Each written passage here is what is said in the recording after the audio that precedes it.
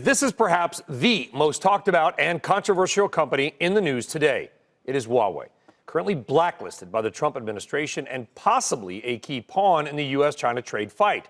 Our own Dierdre Bosa went over to China and sat down exclusively with the company's founder and CEO at their headquarters in the technology headquarters city of Shenzhen, China. Dierdre.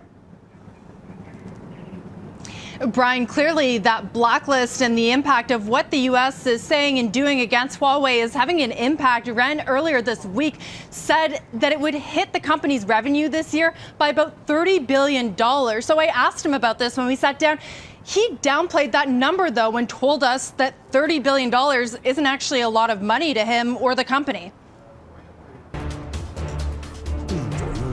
If 30 billion is impacted, then we can reach around 100 billion US dollars. And the financial statement by May, I saw that we're still growing at around 20%. We expect to see some slowing of the growth, but we haven't seen that yet. But we are making adjustments internally.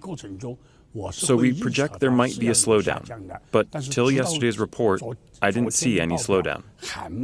And we don't know what will be the growth by the end of the year, but we believe the 30 billion US dollars will be a very small thing, and we can withstand that. We are not a public company. We don't attach importance to high numbers. We focus on the performance, the quality of the performance. Now, he dug into more of the business earlier this week as well. He said that in 1 month, Huawei saw smartphone shipments decline by 40%. And Brian, this is a big deal because Huawei's consumer-facing business is now the biggest and fastest growing unit of Huawei. But again, Mr. Ren downplayed the effect of that. For consumer business, because of the changes in the market, the 40% maximized decline was the highest number we had at one time. And the growth is picking up, and the decline is down to around 20% in overseas markets. So profit margin quickly recovering, climbing up.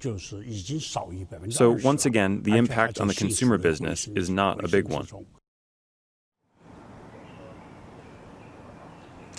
Now, Brian, I pressed Mr. Ren to tell me how they would make up for this windfall, and he has said in the past that after 2 years, Huawei would be back on track. He likened it to an airplane riddled with bullets and how they have to repair it. I asked him what that strategy was. He wouldn't answer. He talked a lot about U.S. components and suppliers and Huawei working on its own thing, but there wasn't a really clear strategy that emerged.